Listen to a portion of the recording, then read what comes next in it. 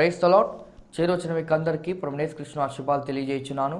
ఈ దినము కొరకు ఏర్పాటు చేయబడిన లేఖన భాగము అపోస్తల కార్యములు 15వ అధ్యాయము 40వ వచనం మరియు 41వ వచనం. పౌలు శీలను ఏర్పరచుకొని సహోదరుల చేత ప్రభు కృపకు అప్పగింపబడిన వాడై బయలుదేరి సంఘములను స్థిరపరచుచు సిరియా కిలికియా దేశముల ద్వారా సంచారము చేయుచుండెను. Praise the lord. దేవునికి స్తోత్రం. హల్లెలూయా, హల్లెలూయా, హల్లెలూయా. మన ప్రభువును ప్రేరక్షకుడైనటువంటి నజరేయుడైన యేసు క్రీస్తు దివ్య నామములో మీ అందరికీ ప్రత్యేకమైన వందనాలు, శుభాలు తెలియజేస్తున్నాను. టీవీ సెట్ల ద్వారా లేదా యూట్యూబ్ ద్వారా ఈ కార్యక్రమం చూస్తున్నటువంటి ప్రియ ఆత్మీయ స్నేహితులారా, సహోదరులారా, సహోదరులారా, రండి మనం దేవుని వాక్యాన్ని ధ్యానించుకుందాం. స్తోత్రం. హల్లెలూయా. ఈ కార్యక్రమాలకు వెళ్ళడానికి ముందుగా మరొక పర్యాయము ఉజ్జీవ కూడికను గురించినటువంటి అనౌన్స్మెంట్ మీకు తెలియజేస్తున్నాను. ఉజ్జీవ కూడిక మీ అందరి ఆత్మీయ జీవితంలో ఉజ్జీవం కోసం, మీ ఆత్మను బలపరిచేటువంటి సందేశాన్ని ఇవ్వడం కోసం, దేవుడు మీతో మాట్లాడాలనే ఒక సదుద్దేశంతో ఈ కూడికను ఏర్పాటు చేస్తున్నాం. మన నెల్లూరులో అంబేద్కర్ భవన్, కొండైపాలెం గేట్ ఎదురుగా మన టర్నింగ్ దగ్గర ఏపీ టూరిజం హోటల్కి ఎదురుగా ఉన్నటువంటి అంబేద్కర్ భవన్లో, అది అందరికీ తెలిసిన ప్లేసే. ఆటోలు అన్నీ కన్వీనియంట్ ప్లేస్. మీరు మీటింగ్ అయిపోగానే రోడ్డు మీద నిలబడిన సర్వీస్ ఆటోలు దొరుకుతాయి. కరెక్ట్గా మీరు అక్కడ అటువైపు నుంచి టౌన్లో ఉంచి వచ్చేవాళ్ళు మీరు రాగలిగితే, రోడ్డుకి అవతల కానీ మీరు ఉండగలిగితే మీకు ఆటో దిగి రోడ్ క్రాస్ చేసి కరెక్ట్గా అంబేద్కర్ భవన్లోకి రావచ్చు. కాబట్టి ఈ కార్యక్రమానికి మా సంఘ పెద్దలు, సంఘ విశ్వాసులు, మా సంఘ సువార్థికులు, జతపని వారు అందరూ మిమ్మల్ని ప్రేమపూర్వకంగా ఆహ్వానిస్తున్నారు. కరెక్ట్గా జనవరి నెల 7వ తేదీ అనగా ఆదివారం సాయంకాలం 6:30 గంటల నుంచి జరిగేటువంటి ఈ కార్యక్రమానికి మిమ్మల్ని ప్రేమపూర్వకంగా ఆహ్వానిస్తున్నాం. దేవుని స్తోత్రం. హల్లెలూయా. నిన్నటి ఎపిసోడ్లో మనం కొన్ని విషయాలు ఆలోచించాం. వాటిని గురించి నిన్న కొద్దిగా స్పీడ్ అయిపోయాం. లాస్ట్ మూమెంట్లో హడావిడైపోయింది. 4 విషయాలు నేను మీకు జ్ఞాపకం చేశాను. విభజన అనేది మంచిదా కాదా? విభజన మంచిది కాదు. ఐక్యతగా ఉండాలి. మనందరం ఐక్యంగా ఉండాలి. సఖ్యత మనుషులందరితో సమాధానంగా ఉండాలి. ఏకాభిప్రాయం అనేటువంటి ఎపిసోడ్లో కూడా మనం కొన్ని విషయాలు మాట్లాడుకున్నాం. ఏంటి సడన్గా మళ్ళీ విభజన ఏంటి? విభజించు, పాలించు మంచిదా కాదా అనేటి విషయాల్లోకి వెళ్ళడం లేదు. ఒక విధంగా ప్రతిదీ మంచిది ఉండొచ్చు. ప్రతి దానిలో మంచి ఉంది, చెడు ఉంది. ప్రతిదీ మన మంచి కొరకే. రోమాపత్రిక 8వ అధ్యాయం 28వ వచనంలో దేవుడు అనుమతించినవన్నీ, దేవుడు మనకు అనుగ్రహించిన జీవితంలో, దేవుడు మనకు పొడిగిస్తున్నటువంటి ఆయుష్ కలిగినటువంటి జీవితంలో మనకు జరిగేది మంచి అయినా చెడైనా మన మంచి కోసమే. మంచి మన మంచి కోసమే, చెడు మన మంచి కోసమే. కాదా? చెడు కూడా మన మంచి కోసమే. ఏదైనా జరగరాంది జరిగింది, అది కూడా మన మంచి కోసమే. అదేంటండి అలా అంటారు? జరగరాంది జరగకూడదు కదా, అటువంటి అది మన మంచి కొరకే అనడం అది అంత సమంజసం కాదే అని మీరు అనొచ్చు. కానీ దేవుని సంకల్పము చొప్పున పిలువబడిన వారికి, దేవుని ప్రేమించే వారికి, అనగా ఆయన చిత్త ప్రకారం ఎవరైతే ఆయన పిలుపును అందుకుంటారో వారందరికీ మేలు జరగాలి అనే ఉద్దేశంతో ఇవన్నీ జరుగుతున్నాయి. మంచి చెడు నీకు జరుగుతున్నాయి. మనం దేవుని యొద్ద నుంచి మేలేనా, కీడు అనుభవించుతా కదా? ఏంటమ్మా ఏం మాట్లాడుతున్నావు? సిస్టర్ ఏం మాట్లాడుతున్నావు? నా సతీమణి ఏం మాట్లాడుతున్నావు? మిసెస్ జోబ్ ఏం మాట్లాడుతున్నావు నువ్వు? దేవుడు దూషించమంటావా? దూషించడం కరెక్టేనా? ఏదో సమస్య వచ్చింది, ఏదో రోగం వచ్చింది, ఏదో బలహీనత వచ్చింది, దుర్దినాలు వచ్చినాయి. దుర్దినాలు వస్తే దేవుని దూషించడమేనా? సద్దినాల్లో ఆయన్ను స్తుతిస్తూ దుర్దినాల్లో దూషిస్తూ ఇదేనా మన ఆత్మీయ జీవితం? ఇలా మారితే మనం గొర్రెలాగా ఉండం, కానీ ఊసర వెళ్ళలాగా ఉన్నట్లే.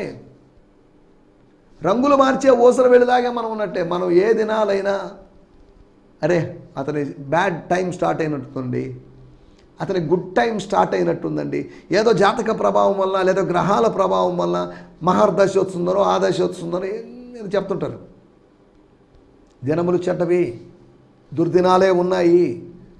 కానీ దుర్దినాల్లో కూడా దేవుని యొక్క మంచితనాన్ని మనం అనుభవించవచ్చు. Yes, we could enjoy the goodness of the Lord even in these evil days. ఖచ్చితంగా. దేవుని స్తోత్రం. హల్లెలూయా. మనం ఆలోచిస్తున్న మాట, నిన్న ఆలోచించిన మాట విభజన. వాళ్ళు వ్యక్తిగతమైన దోషాలను చేసుకొని కలహించుకొని ఇక నీకు నాకు సంబంధం లేదు, కానీ వాళ్ళు మళ్ళీ కలుసుకున్నారు. ఇక్కడేమో మార్క్ వద్దనేసాడు, కానీ 2 తిమోతి పత్రిక 4వ అధ్యాయంలో మార్కును వెంట పెట్టుకుని రమ్ము. మొదటి మిషనరీ జర్నీలో ఆగిపోయిన మార్క్ని నేను వద్దనుకొని సీనియర్ బ్రదర్ అయినటువంటి పెద్ద బ్రదర్ అయినటువంటి బర్నబాస్ని ఏ మార్కు కోసం వ్యతిరేకించానో ఆ మార్కును వెంట పెట్టుకుందాము.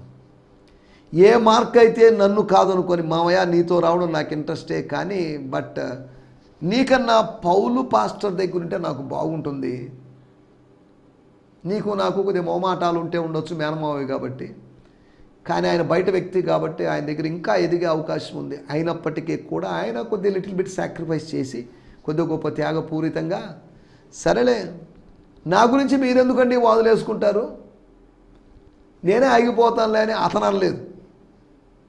ఏ మార్క్ నాతో వస్తావా, ఇక వేరే ఆప్షన్ లేదు అతనికి. పౌలుతో వెళ్తుంటే వద్దు, నువ్వు వద్దురా బాబు, నువ్వు రావనవసరం లేదు, నువ్వెందుకండి.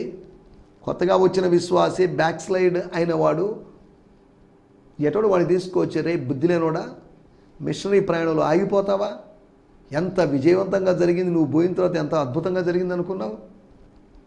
పంపూలియా దగ్గర ఆగిపోయావు నువ్వు, తర్వాత నువ్వు వెళ్ళిపోయి అసలు నువ్వు వెళ్ళిపోవడం మంచిది అనిపించింది నాకు, కానీ మారు మనసు పొందావు, మళ్ళీ తిరిగి వచ్చావు, దేవుని స్తోత్రం. అయినా మీ ఇంట్లో జరిగేటువంటి దాని గురించైనా ఆలోచన, ఆ ప్రార్థన గురించైనా ఆలోచన, ఇక వేరే దాని గురించి ఆలోచన ఉండదా. మినిస్ట్రీ గురించి, మినిస్ట్రీ అంటే ఇంట్లో జరిగే ప్రార్థన మాత్రం కాదు, మినిస్ట్రీ అంటే వీక్లీ జరిగేటువంటి గ్యాదరింగ్ మాత్రమే కాదు. మినిస్ట్రీ అంటే అవసరతలో ఉన్న ప్రజలు మనమే వెతుక్కుంటూ మన దగ్గరికి ప్రజలు నడిపించుకోవడం కాదు. మినిస్ట్రీ నడిపించుకోవాలి, అదే సమయంలో ప్రజల దగ్గరికి మనం వెళ్ళాలి. దేవుని స్తోత్రం. హల్లెలూయా. మనం ఆలోచిస్తున్నట్టు విషయాలు, విభజన అనేది వ్యక్తిగతమైన దర్శనాన్ని, బర్నబాకు ఒక దర్శనం ఉంది, ఆ దర్శనం కలిగిన వాడే.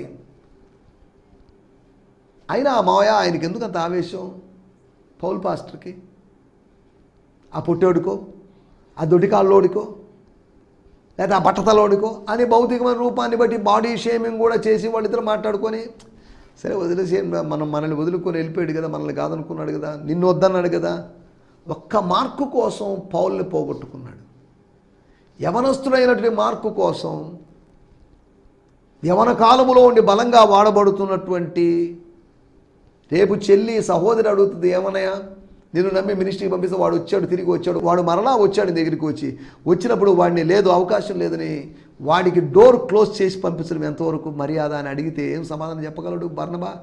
అందుకని ఇవన్నీ ఆలోచించి, నీకు తెలియదు పాల్, కొన్ని విషయాలు నీకు అర్థం కావు, కలిసి పనిచేద్దాం కొన్ని రోజులు అని కూడా అనలేని పరిస్థితుల్లో వాళ్ళ మధ్యలో తీవ్రమైన వాదం జరిగింది. స్తోత్రం. వ్యక్తిగతమైన దర్శనం, నాకో దర్శనం ఉంది కాబట్టి నువ్వు వెళ్ళు. విడిపోయి మార్కుని పిలుచుకోలేక, పిలిచిన మార్కు రాలేక ఉండడం వల్ల బర్నబా ఒంటరి వాడైనందున బర్నబా కుప్రాకి వెళ్ళిపోయి అక్కడే ఉండిపోయి, అసలు ఈ క్రైస్తవత్వంలో ఉండేదానికన్నా యూదా మతంలో ఉంటే బాగుండని వెక్స్ అయిపోయి తిరిగి వెళ్ళాడని అక్కడ మనం చూడడం లేదు. He was doing some ministry they. A ministry చేశాడో ఏంటో మనం రాయబడలేదు. పౌలు బర్నబా మార్కును వెంట పెట్టుకొని మార్కుతో కలిసి ఓడ ఎక్కి సైప్రస్కి వెళ్ళాడు. సైప్రస్లో సోదరులు ఉన్నారు, కుప్రాలో సోదరులు ఉన్నారు, కుప్రాలో కృప పొందాల్సినటువంటి సోదరులు ఉన్నారు, నాలాగా యూదా మతంలోంచి బయటికి రావలసిన వాళ్ళు ఉన్నారు. దేవుని స్తోత్రం. హల్లెలూయా. తన యొక్క పర్సనల్ విజన్, మినిస్ట్రీలోకి వచ్చి, ఒక సంస్థలోకి వచ్చి, ఒక సహవాసంలోకి వచ్చి నీ విజన్ని పోగొట్టుకోవద్దు.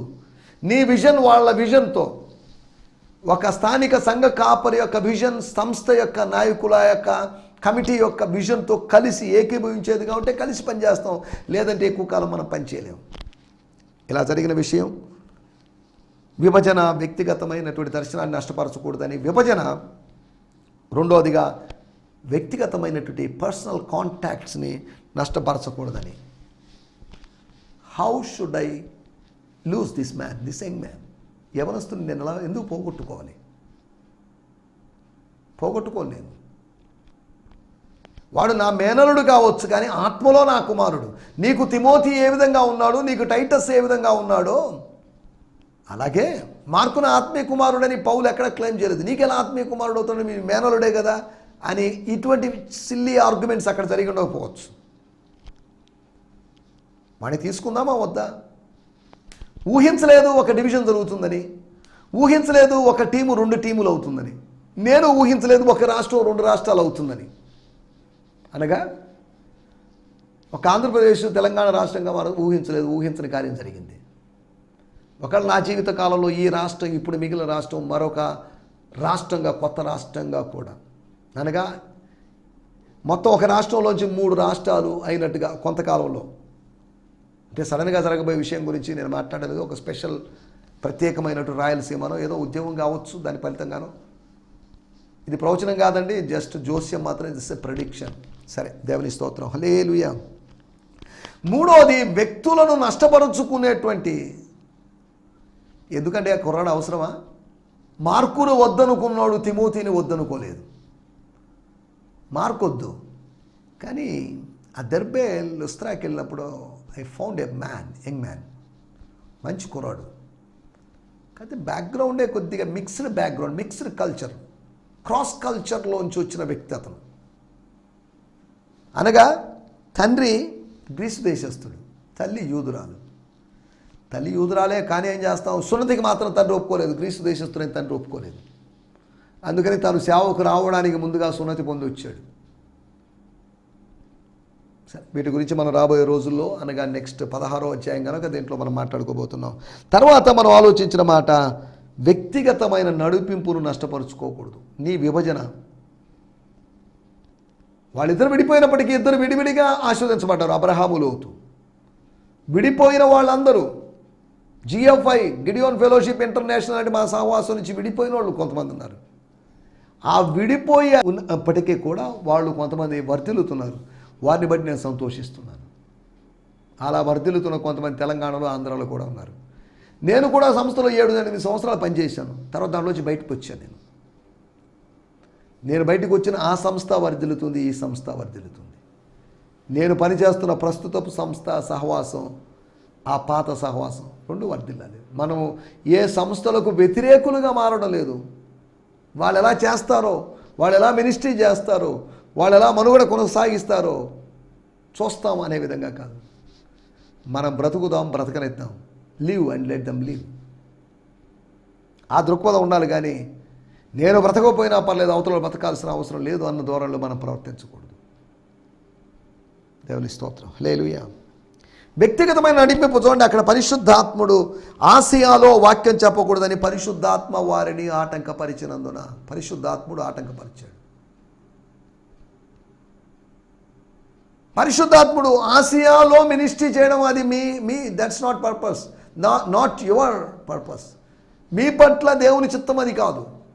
బహుశా బర్నబా పట్ల అది దేవుని చిత్తం. బర్నబా మే కమ్ టు ఏషియా. మీరు ఏషియా మైనర్ని వదిలిపెట్టి వేరొక రీజియన్కి వెళ్ళిపోండి. మీరు వెళ్ళిపోయినప్పుడు ఆయన వస్తాడు. యేసు వెళ్ళిపోయినప్పుడు పరిశుద్ధాత్ముడు వచ్చినట్లుగా పౌలు వెళ్ళిపోయినప్పుడు బర్నబా వస్తాడు. సైప్రస్కి వెళ్ళిపోయినప్పుడు సైప్రస్లోనే సెటిల్ కాలేదు, సైప్రస్ ద్వీపంలో సెటిల్ కాకుండా ఆయన తిరిగి వచ్చే అవకాశం ఉంది.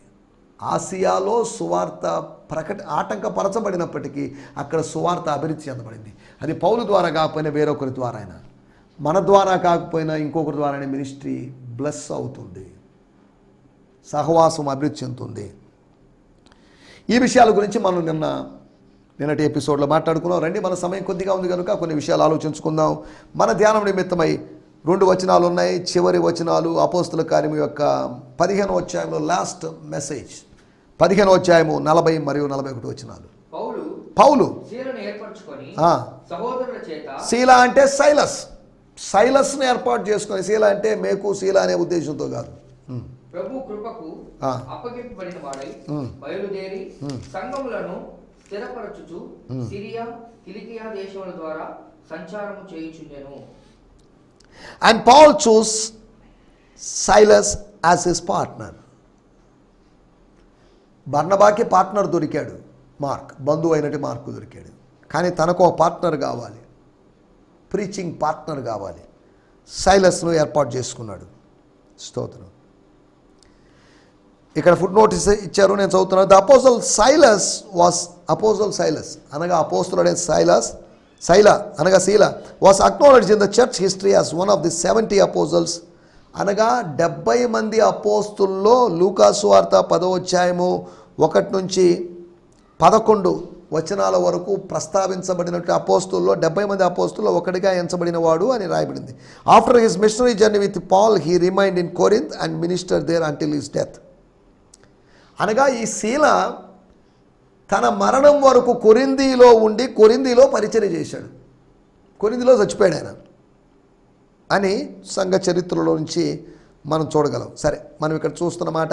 And Paul chose Silas as his partner after the believers prayer for them. విశ్వాసులు, అక్కడున్న పరిశుద్ధులు, శిష్యులు వాళ్ళ కోసం ప్రార్థించిన తర్వాత asking for the Lord's favour on their ministry they left.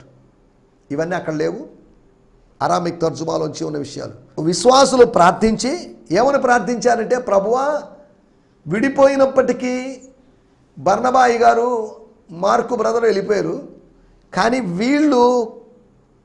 వీళ్ళ మీద మీ ఫేవర్, మీ దయ ఉండాలి అని చెప్పి వాళ్ళు ప్రార్థించి పంపారు. For Syria and south east Turkey.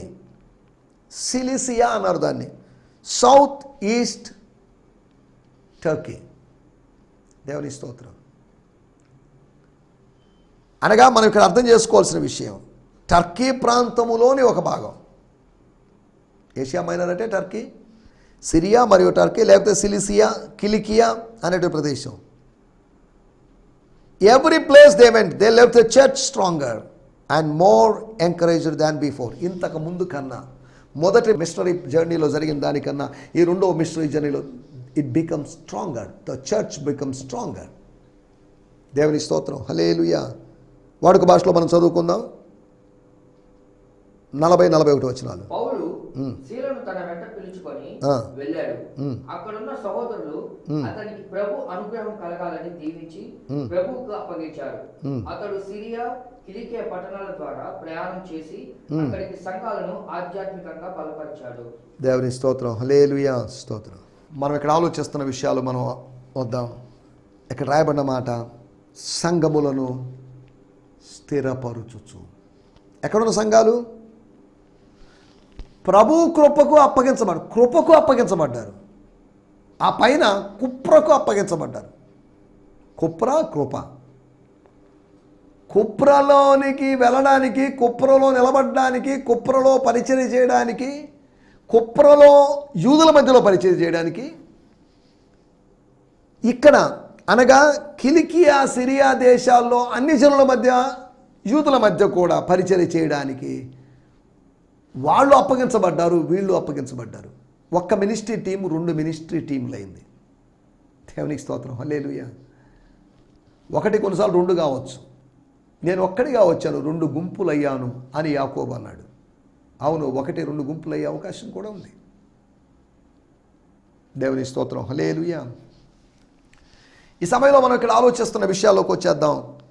సంఘాలు ఏ విధంగా స్థిరపరచబడ్డం ఏ విధంగా జరిగింది అనే దాని గురించి మీకు 4 విషయాలు త్వరగా జ్ఞాపకం చేస్తాను. మొట్టమొదటి మాట, అపోస్తుల కార్యములు 15వ అధ్యాయము 32వ వచనం. మరియు యూదాయు శీలయు కూడా దే ఆర్ ప్రాఫిట్స్. అపోస్తులుడైన పౌలు అన్నాం, పౌలు అపోస్తులుడు. ఇందాక ఫుట్ నోట్స్ ట్రాన్స్లేషన్ ప్రకారం శైల లేకపోతే శీల అనేటువంటి వ్యక్తి అపోస్తులుడు అని కూడా చెప్పుకున్నాం. అపోస్తులుడు, ప్రవక్త. సరే, ఏదేమన్నప్పుడు యూదాయు శీలయు కూడా సహోదరులను ఆదరించి స్థిరపరిచిరి. అనేకమైన మాటలతో, చాలా మాటలతో, విస్తారమైన మాటలతో అని కాదులేండి, ఎక్కువ మాటలతోనే. Then Judas and Silas, who were both prophets, spoke to them affirming words. Affirming words అంటే రిచ్ వర్డ్, సమృద్ధి అయినటువంటి వాక్యాన్ని, ఎక్కువ వాక్యాన్ని, దేవుని మాటల్ని వారు బోధించారు. స్తోత్రం. That strength and the believers, దాని వలన కొత్త నిబంధనలో ప్రవక్త అంటున్నప్పుడు సంఘాన్ని బలపరిచే పని, స్థానిక సంఘాన్ని లేదా యూనివర్సల్ చర్చ్ని బలపరిచే పని. వాళ్ళు పంపబడిన వాళ్ళు స్థానిక సంఘాల్ని. ఇక్కడ గమనించాలి, యూదా తన సొంత సంఘాన్ని, శీలా తన సొంత సంఘాన్ని కాదు, వాళ్ళు పంపబడిన ప్రదేశములో ఉన్నటువంటి పౌలు చేతనో లేకపోతే ఇతర అపోస్తుల చేత స్థాపించబడిన సంఘాన్ని. ప్రవక్తల యొక్క పరిచర్యను గురించి మనం అర్థం చేసుకోవాలి. సరే, మనం ఇక్కడ ఆలోచిస్తున్న విషయాలు, మొట్టమొదటి విషయము, వర వినియోగము చేత మనం స్థిరపరచాలి, ఎస్టాబ్లిష్ చేయాలి, స్థాపించాలి. వాళ్ళను బలపరచాలంటే వరముల వినియోగం జరగాలి. అనగా పరిశుద్ధాత్మ వరములతో, ప్రవచన వరం పరిశుద్ధాత్మ వరం, వారు ప్రవక్తలైనందున అంటే వాళ్ళు ప్రవచనాత్మకమైన వరములో ఆపరేట్ కావడం వలన, ప్రొఫెటికల్ గిఫ్టులో వాళ్ళు పనిచేయడం వలన. ఈ పరిచయలో మీకు ఏదైనా గిఫ్ట్ పొందుకొని మీరు పనిచేయండి. యు నీడ్ సమ్ గిఫ్ట్స్, దేవుడిస్తాడు గిఫ్ట్స్. ఏ కృపావరమునందు లోపము లేని వారై అని 1 కొరింథీ 1 రాయబడింది. ఇక్కడ రాయబడిన మాటలు, వారు ప్రవక్తలు కాబట్టి. ఈ ప్రస్తావన చేయడంలో ఉద్దేశం ఏంటి? సేవకులైన యూదా, పంపబడిన యూదా శీలాన్ని కాకుండా ప్రవక్తలైనటువంటి వారు అని చెప్పడంలో ఉద్దేశం. వారి యొక్క ప్రొఫెటికల్ మినిస్ట్రీ లోకల్ చర్చ్కి బ్లెస్సింగ్గా మారింది. ఈ రోజులో ఎవరి సొంత పరిచర్యకి వాడి ప్రొఫెటికల్ మినిస్ట్రీని వాడుకుంటున్నారు. ఎక్కడి నుంచో ఆఫ్రికా నుంచి వచ్చిన వాళ్ళు వాళ్ళ మినిస్ట్రీ ప్రమోషన్ కోసం వాళ్ళు ఇక్కడ ప్రవచనాలు చెప్తున్నారు. కాదు, లోకల్ చర్చ్ యొక్క బెనిఫిట్ కోసం, ఎడిఫికేషన్ కోసం, వాటి యొక్క వార్నింగ్ కోసం, వాటి యొక్క కంఫర్ట్ కోసం, ఆదరణ, హెచ్చరిక, క్షేమాభివృద్ధి కోసం. ఇది ప్రవచనం యొక్క ఉద్దేశం. 1 కొరింథీ పత్రిక 14 చూడగలం, దాంట్లోకి వెళ్ళడం లేదు. మొట్టమొదటి విషయము, వర వినియోగము చేత, వరముల వినియోగం చేత. వరములన్నింటిలో కల్లా the king of the gifts అని పిలువబడిన ప్రొఫెటికల్ గిఫ్ట్స్, అనగా వరములకు రాజు అని పిలువబడిన ప్రవచనాత్మకమైన వరం, ప్రవచన వరం. వాళ్ళు ప్రవక్తలు కాబట్టి ఇద్దరు కలిసి కాదు, ఇద్దరు కలిసి ఉన్నప్పటికీ ఒక్కొక్కరి మీద చేతులు పెట్టి వ్యక్తిగతంగా ప్రాఫెసీస్ చెప్పారో, కామన్గా ప్రాఫెసీస్ చెప్పారో, ప్రసంగం చేశారో మనకు తెలియదు. కానీ సహోదరులను ఆదరించి స్థిరపరిచారు. స్తోత్రం. ఆదరణ మనల్ని స్థిరత్వంలోకి నడిపిస్తుంది. ఆదరణ పొంది సంతోషించిరి అని 31 రాయబడింది. ఆదరణ సంతోషపరుస్తుంది, ఆదరణ స్థిరపరుస్తుంది. ఆదరణ అనేది పరిశుద్ధాత్మ పరిచర్య. ప్రవక్తలుగా ఉండే వాళ్ళు చేసిన పరిశుద్ధాత్మ పరిచర్య, ఆత్మలో జరిగించిన పరిచర్య ఆదరణ కలిగించి అస్థిరత్వాన్ని తొలగించి వాళ్ళని అక్కడ నిలబెట్టింది అని అర్థం చేసుకోవాలి. వర వినియోగం ద్వారా స్థిరపరచాలి. రెండో విషయం, అపోస్తల కార్యములు 16 కనుక సంఘములు విశ్వాసము ద్వారా స్థిరపడి, దేవుని స్తోత్రం, హల్లెలూయా. సంఘములు ఏం జరిగాయంట? విశ్వాసములో, అనగా వాక్యం విని విశ్వసించడం ద్వారా, వాక్యం వింటూ వింటూ అధికంగా విశ్వసించడం ద్వారా జరిగిన విషయము, సంఘాలు బలపడ్డాయి. All the churches were growing daily and were encouraged and strengthened in their faith. వాళ్ళ వ్యక్తిగతమైనటువంటి విశ్వాసంలో, అనగా విశ్వాస పరిమాణం పెరిగి, విశ్వాస పరిమాణానికి మరింత విశ్వాసం చేకూర్చబడి వారు బలపరచబడ్డారు. దేవుని స్తోత్రం. స్థిరపడినప్పుడు విస్తరించడం జరిగింది. స్థిరత్వము అనేది విశ్వాసంలోకి నడిపించింది, లేదా స్థిరత్వం అనే విస్తరణలోకి నడిపించింది. విశ్వాసము స్థిరత్వంలోకి, స్థిరత్వం విస్తరణలోకి నడిపించింది. అనగా స్తోత్రం, హల్లెలూయా. స్థిరపరచడానికి ముందు ఆదరించబడుతున్నారు, దానికి ముందు విశ్వాసము పెరిగిన అనుభవం, విశ్వాసపు మట్టం, the level of the faith increase అయినటువంటి ఎక్స్పీరియన్స్ మనం చూస్తున్నాం. మూడో విషయాన్ని, విశ్వాసాన్ని బట్టి లేదా విశ్వాసములో ఎదిగేటువంటి స్థిరపరచబడేటువంటి అనుభవం. మూడో విషయాన్ని నేను మీకు జ్ఞాపకం చేస్తాను. అపోస్తుల కార్యములు 18వ అధ్యాయము 23వ వచనం. అక్కడ కొంతకాలం ఉండిన తర్వాత Yes. బయలుదేరి వరుసగా గలతీయ ప్రాంతమునందును ఫ్రుగియందును సంచరించుచు శిష్యులందరినీ స్థిరపరచెను. శిష్యులందరినీ అపోల్లోస్ అనేటువంటి ఆయన ప్రవీణుడైనటువంటి అపోల్లో, దేంట్లో ప్రవీణుడు అని మనం అడిగితే లేకపోతే మనం ఆలోచిస్తే కింద రాయబడింది 24వ వచనములో, అలెగ్జాంద్రియా వాడైన అపోల్లో అను ఒక యూదుడు ఎఫెసునకు వచ్చిన అతడు విద్వాంసుడును లేఖనములయందు ప్రవీణుడైన. లేఖనములందు ప్రవీణుడైన వాడు శిష్యులు ఏం చేస్తున్నాడు? లోకములో ప్రవీణుడు కాదు, లేఖనములో ప్రవీణుడు శిష్యులను స్థిరపరుస్తున్నాడు. ఎలా స్థిరపరిచాడు? 27వ వచనం. తర్వాత అతడు అక్కయ్యకు పోదలిచినప్పుడు అతన్ని చేర్చుకుని వాళ్ళని సహోదరులు ప్రోత్సహిస్తూ అక్కడ శిష్యులు రాసిరి. అతడు అక్కడికి వచ్చి కృపచేత విశ్వసించిన వారికి చాలా సహాయం చేశాను. అనగా శిష్యులకి, పరిశుద్ధులకి, సహోదరులకి సహాయం చేశాడు. ఆర్థిక సహాయం చేశాడని కాదు, శిష్యులందరినీ స్థిరపరిచాడు. స్తోత్రం. శిష్యులు అనగా సహోదరులు. ఆ సహోదరులను స్థిరపరిచేటువంటి అనుభవం ఎలా జరిగింది? ఇది ఉపదేశము ద్వారా. తను ఉపదేశము పొందినవాడై ఉన్నాడు, ఆత్మయందు తీవ్రపడినవాడుగా ఉన్నాడు, ప్రభువు మార్గం విషయమే ఉపదేశం పొందాడు. తాను పొందుకున్న ఉపదేశము తనకి ఆత్మావేశానికి నడిపించింది. ఆ ఆత్మావేశాన్ని బట్టి మినిస్ట్రీ చేశాడు. ఆత్మావేశముతో మనం పరిచయం చేయాల్సిన అవసరం ఉంది. దేవుని స్తోత్రం. హల్లెలూయా. 4వ విషయం, రోమీయులకు రాసిన పత్రిక 1వ అధ్యాయము 11వ వచనం. స్థిరపడవలనని చాలండి.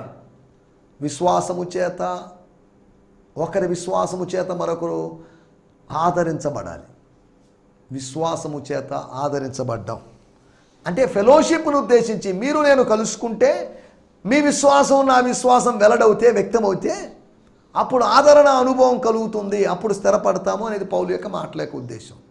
అనగా సహవాసం ద్వారా, ఒకటి విశ్వాసం ద్వారా, రెండోది వరముల వినియోగం ద్వారా, మూడోది ఉపదేశం ద్వారా, వాక్యోపదేశం ద్వారా, నాలుగోది ఆత్మీయ సహవాసం ద్వారా స్థిరపరచబడేటువంటి అనుభవం కలిగి ముందుకు సాగడానికి ప్రభువు మనకు సహాయం చేయనుగాక. ఆమేన్. హల్లెలూయా. లేలుయా. మీ అందరికీ వందనాలు. ఈ సందేశము మీకు ఆశీర్వాదకరంగా ఉందని నమ్ముచున్నాము. ప్రార్థనా అవసరతల కొరకు మమ్మల్ని సంప్రదించవలసిన మా చిరునామా గిద్యోన్ మిషన్ చర్చ్, 6వ వీధి, శాంతినగర్, నెల్లూరు 4, ఆంధ్రప్రదేశ్. పిన్ 524004. మా ఫోన్ నంబర్లు 7036443613 మరి ఒక నంబర్ 9392293010. మా ఈమెయిల్ ఐడి gfihmi2015@gmail.com. దేవుడు మిమ్మును ఆశీర్వదించునుగాక. ఆమేన్.